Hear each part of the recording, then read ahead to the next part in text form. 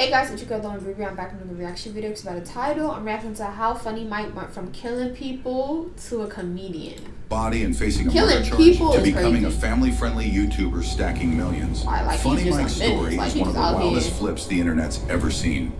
Before the pranks, the challenges, and the family skits, he was MacArthur Johnson, a kid from Baton Rouge, Louisiana, a city where you better keep that thing on you or you might end up a pack. But how does someone go from facing life in prison to building one of the biggest kids-friendly YouTube channels? And is the past really behind him, or is it still waiting to catch up? MacArthur Johnson, born October 8th, 1996, grew up in the trenches of Baton Rouge. In his own words, growing up in Baton Rouge meant that growing up in Baton Rouge, man, if you don't do something that's not industry-wise, you're gonna end up in jail or dead. The hood shaped him, pushing him toward the trap life as a young hustler, just trying to make it out. Johnson had his fair share of run-ins with the law as a young bull. He caught some cases and spent time in juvie for throwing hands and other charges he's been reluctant to speak on. In his Vlad TV interview, he mentioned that he would always burn it out, meaning he beat those cases quick and never had to do a long bid. Like, how much time do you think you spent in juvenile altogether? Oh, juvenile? I ain't spent that long in juvenile. I had burned it out. Like many young men looking for a way out of their circumstances, Johnson turned to music. Baton Rouge has a rich hip-hop history, with artists like Boosie being major influences on the youth there. In fact, Johnson has stated that Boosie was his biggest influence growing up, saying he was listening to Boosie before Kevin Gates. Before finding success, Johnson went through a series of different personas and names, trying to find what would stick. He went by Lit Mac on the track, Lit Guno, Mighty Mike, and Girl He Funny at different points. So what was the Wait, so he had a first name Lit Mac.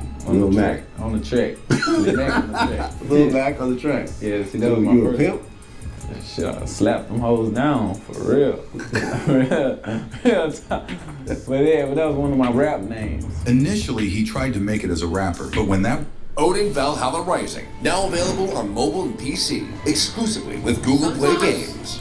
wasn't taking off, he pivoted to comedy on social media platforms like Vine and Instagram. His relatable comedy about family dynamics and childhood experiences started getting traction. Johnson explained that he started that after rapping wasn't taking off. A lot of people don't know, like, Funny Mike really one of them OGs, like Vine OGs. Comedy as another potential path to success. After rapping wasn't taking off for me, you know what I'm saying? I started then try to see what can I, get out of it, you know what I'm saying? But then shit just started going up, you know what I'm saying? So you get in the Instagram comedian thing, right? And one situation took off, on the Instagram. This hustle and willingness to adapt would eventually pay off, but not before a major controversy and legal trouble that nearly derailed everything. In 2016, when Atlanta rapper 21 Savage was gaining popularity, Johnson made a strategic move that would change his trajectory. During a freestyle, he dropped the line, "This ain't 21, this 22," and people caught on. It's this 22. This ain't 21. This 22. I ain't gonna lie, you can't say this song was fire. Seeing the reaction, he decided to adopt the persona of 22 Savage, a clear parody of 21 Savage. They do look alike. Freestyle with the woo. How did the freestyle go? I was like, this ain't 21, this 22. We up, skirt, woo. And then everybody just fucked with it. Johnson released a song called Jumpin' as 22 Savage, which quickly gained traction. The audio alone was racking up thousands of plays within hours. And when he dropped the video, it exploded, reaching millions of views. When you put out Jumpin', you put out his audio first. Yeah, it did numbers like overnight. Like it was doing numbers like the first hour it did 5,000. Like through the week, shit, like 50,000. So I'm knowing it's doing something. Damn, so that's why I'm like, we gotta do a visual to it, visual out, and it just popped off. The 22nd Savage character wasn't just a name. Johnson adopted a similar look and flow to 21 Savage, stretching his words in a similar cadence. When asked if this was intentional, Johnson kept it a buck and admitted, "Yeah, that was done on purpose, just trying to fuck with him. He was straight trolling." Did you think that anything was really gonna pop off, or this was just another Nah, really, I didn't really think it was gonna be big as what it is, but I knew it was just gonna do plays and shit, but I didn't really think it was gonna be big as what it was. But then you kind of look like 21 Savage a little bit. Man, that's what they say. The music industry and internet took notice. Blog posts started appearing about this 22 Savage character, and the controversy only fueled Johnson's growing fame. Many compared him to other artists who had found success through controversial imitation, like Young Thug with his Barter 6, playing off Lil Wayne's Carter series. What started as a parody soon escalated into a real beef. 21 Savage responded during a performance saying, Ain't no 22, ain't no 23. Yeah! Acknowledging the copycat without directly addressing him. So you got on stage and said, ain't no 22, ain't no 23. Oh yeah, I seen it. I saw that. What'd you think? Ain't no 21. It's 22, you know. Johnson took this as a challenge. In interviews, he claimed that if 21 Savage had just ignored me, eventually it would have just faded away. Instead, the back and forth intensified. All you gotta do is just ignore you. He probably ignored him because it's everywhere. Now it's in the blog. Right. Now people trolling him. Kind of faded away. Everything would have faded away, but Right. you know. He got no sense of, The situation escalated when Johnson challenged 21 Savage to a boxing match, saying if 21 won, he would change his name. Even 50 Cent got involved, contacting Johnson about putting the fight on the undercard of a Mayweather boxing event. According to Johnson, they were going to put up 100 bands each for the fight, but 21 Savage declined, saying, I don't box, I got them choppers. Don't talk about all these boxing, man. We walk around with choppers and shit, man. We ain't boxing no motherfucker. But Funny Mike, aka 22 Savage, responded and said he must have thought they stopped making choppas when they made his, hinting that he with the shits and is ready to shoot as well. 21 Savage said that he don't box, he got them choppers. Yeah. How'd you feel when you heard that? When he said that, Yeah. I say, oh man, he must thought they stopped making choppers when they made his shit. You know what I'm saying? You hear me? They don't stop making choppers, dick. Anybody can get a chopper, dick. You know what I'm saying? The beef took an even darker turn when 21 Squad began posting threatening messages, including tombstone emojis over Johnson's pictures. This led to threats and declarations that ATL, 21 Savage's city, and BR, Johnson's city, were now no-fly zones for each other, meaning if either one pulled up to the other's hood, it was on site. The internet beef was turning into some real street shit. You know, that How do was y'all really do escalated that? the When an artist got beef, it's automatically the city's got beef. shit again, What? you hear me? Because that's when one of his homeboys, I don't know who he was, he put the little tombstones over my pictures. Oh, damn, no plug. He got the comment, he say, something, so I added him. I say, pull up. You know, that's when the whole city, you know, what up, pull up, you know what I'm saying? You said that, Baton Rouge is a no-fly zone for them now? Shit, it is a no-fly zone. But while the internet beef was heating up, the streets had a different Isn't kind of that smoke waiting. serious? Before long, Funny Mike wasn't just playing Savage on records. He caught a real body in broad daylight. Amid the rise of the 22 Savage persona and the beef with 21 Savage, something far more serious occurred. On May 3rd, 2016, MacArthur Johnson was involved in a shooting that left 20-year-old Richard Phillips I thought dead this happened before he blew in the up. parking lot of a Baker Boulevard grocery store in Louisiana. Good afternoon, I'm Cheryl Mercedes. And I'm Greg Merriweather. A fight over a flyer for a birthday party has left one man dead and another charged with his murder. The killing happened at a Baker convenience store, and this afternoon, Police Chief Mike Knapp's announced a total of 3 arrests in this case. But the suspected shooter insists he did nothing wrong. You didn't fire a gun? Self-defense. So you did fire a gun? Self-defense. 19-year-old MacArthur Johnson, police say, turned himself in on Wednesday morning after hearing he was wanted in a shooting overnight at the Baker Boulevard grocery store. According to police reports, the shooting stemmed from a dispute over a birthday party flyer that had occurred 7 weeks earlier. On the night of the shooting, Johnson was in a car with Charmaine Wilson when they encountered Phillips, who was distributing flyers in the parking lot. Phillips was passing out party flyers in the parking lot, and he and Funny Mike were arguing over the flyers. After a brief conversation, Phillips and his companion, Walter Williams Jr., slid off at first, but Phillips doubled back and pressed Funny Mike a second time. Mike set Phillips up to strap on him, so Mike fired first, hitting him dead in the chest, claiming it was self-defense. Self-defense. So you did fire a gun? Self-defense. 19-year-old MacArthur Johnson, police say, turned himself in on Wednesday morning after hearing he was wanted in a shooting overnight at the Baker Boulevard grocery store.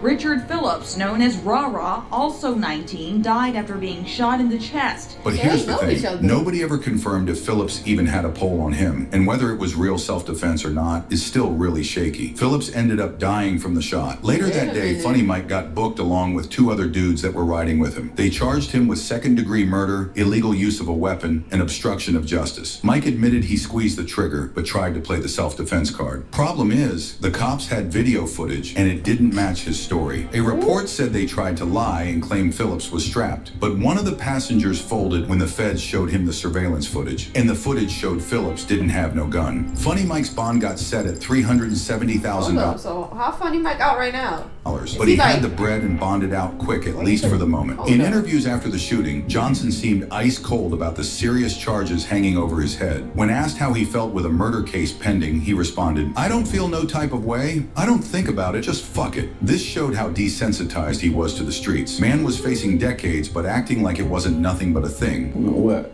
How I feel? Yeah, with something like that hanging over your head. I don't feel no type of way because, you know, if you was in my shoes, you in the situation, you would probably did the same thing, you know, so. Not about the situation, but about the court case that's coming up or the plea deal that's coming up or whatever is coming up in your future, because one way or another, something's gonna have to happen. So how do you just get by day after day? I don't know, I don't think about it. Just fuck it. I ain't gonna lie. But sometimes in this, it is kind of crazy. Like, yeah, he said it's self-defense, but like, when you kill somebody, you don't really think about that. Like, that's not in your head. Like, damn, I really took somebody's life. Like, I couldn't do it. streets, oh my God, it ain't about who's right or wrong. It's about what you can prove. And somehow, against all odds, Funny Mike finessed the system and slid out the back door clean. Now you're hearing all these and wondering why he's not in prison right now, despite all the evidence looking mad sketch. Johnson caught the biggest break of his life. In what shocked everybody, a grand jury decided not to indict him on the murder charges. This decision effectively meant the case wouldn't go to court, and Johnson was free to move forward with his life. He celebrated this outcome on Instagram, writing, "God is good. Second chance at life. Shout out to my team." Some have speculated about how Johnson managed to avoid indictment despite the evidence, including surveillance footage. But the details of the grand jury proceedings remain private. With the streets watching and the feds off his neck, Funny Mike knew he couldn't keep living on borrowed time. He had to reinvent himself before the next bullet or courtroom took him out for good. Following his legal troubles and the 22 Savage controversy, Johnson knew he needed to switch up his whole vibe. He eventually shelved the 22 Savage persona and fully embraced his new identity, Funny Mike. This wasn't actually a new wave, but rather a return to his comedic roots. Before the 22nd Savage character, he had already been building a following with comedy content. As 21 Savage explained in interviews, the comedy shit was working, so I guess he just went back to it. Did you convince him to drop the whole 22 Savage thing? I think he did that on his own, really. I ain't never asked him to stop. But he DM'd me like back then and apologized though. Like way back then. Not on no pussy shit, like on some man shit. Yeah. He said some shit. He just stopped doing it. But he was a comedian before the 22 shit and it was working for him. The comedy shit was working. So I guess he just went back to it. In 2016, he created his YouTube channel and began focusing on comedy skits, pranks, and lifestyle content. His authentic personality and humor resonated with audiences, and his channel grew rapidly. Johnson's content evolved over time. If you didn't know Funny Mike, like really like from back then or the situation, you would have never expect that from him. I'm becoming more family friendly as he... This is the definition of cleaning. I mean, your past is always gonna be the past, but like, you would have never expect that from him. If you look up Funny Mike, you're not going to see himself that. matured and started a family. He began dating Jalea Monet, whom he met through social media, and the couple now have 2 children. A daughter named London, born in February 2019, and a son named MacArthur Johnson Jr., born in July 2020. Today, Funny Mike has built a straight-up media empire. His main YouTube channel is pushing over 6 million subscribers, and he runs additional channels including Funny Mike Gaming, Funny Mike Skits, and the MJ Family channel with his girl Jalea, which has over 3 million subscribers by itself. His content now is all about pranks, challenges, and family vlogs, a complete 180 from his days as 22 Savage or his trouble with the law. He's estimated to be worth about 3 M's, all made legitimately through his social media hustle. That's according to Google, but I think he's worth 10 times that, as he's acquired most of his wealth from crypto investments. A coin called Doge is what made him all these millions. Beyond YouTube, Johnson has kept dropping music under his Funny Mike persona, with tracks like DD3X, Small Wee Wee, and Monsters Under My Bed, showing a more lighthearted approach than his 22 Savage days. Johnson has also been giving back to the hood, organizing bike giveaways for kids in Baton Rouge who ain't got much, especially around Christmas time. He's spoken on the importance of putting on for your city, noting that many children don't get nothing for Christmas because their family can't afford it. A key part of Johnson's story is his connection to another Baton Rouge rapper who blew up, NBA YoungBoy, Kentrell Deshaun Gaulden. These two came up in the same trenches of Baton Rouge, both trying to make it out by any means. Youngboy has shouted out Funny Mike in his music, with bars suggesting people mistakenly thought Funny Mike was soft when he was really about that life. All you do is whistle, players in prison after central booking. They really thought Funny Mike was pussy. I ain't gonna lie to you. If I was beaten, if I was facing a murder charge and motherfuckers talking about they thought I was pussy, I'm gonna need you to delete that damn song. Like, I need my image to be as clean as it can be if I'm fighting a murder charge. You tripping? Hell no, I don't need the cops come looking at me. This co-sign from one of the hottest rappers in the game adds another layer to Johnson's complex story and street credibility. Funny Mike's journey from the trenches of Baton Rouge to YouTube stardom is a story of transformation, second chances, and reinvention, straight up. While his past includes catching a body and controversial beef, he finessed his way into building a successful career as an entertainer. Today, the man once charged with murder creates content that millions of families watch daily. He's a father, entrepreneur, and content creator who's apparently left his troubled past behind. He really beat the system and changed his life around. His story raises mad questions about redemption, the justice system, and how people can switch up their whole lives. It also highlights the unique opportunities that platforms like YouTube provide for renovation and reaching audiences directly without traditional gatekeepers. Love him or hate him, Funny Mike's story shows that no matter how deep in the game you might be, there's always a chance to flip the script and make something positive happen. From posting up on the corner to superstar content creator. Y'all remember when Funny Mike was living in that small apartment? I remember it was him, his girlfriend, and them kids and Runick, and they was living in that small ass apartment.